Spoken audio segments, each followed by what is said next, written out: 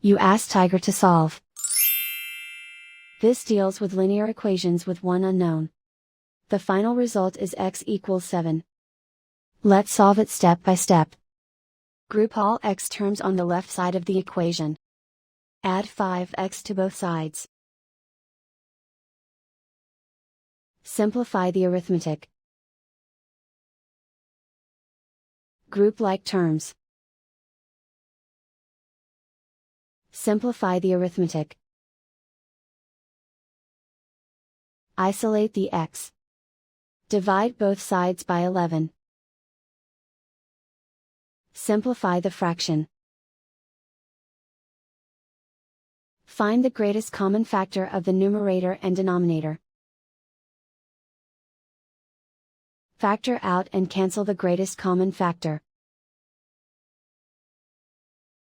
And so the final result is x equals 7.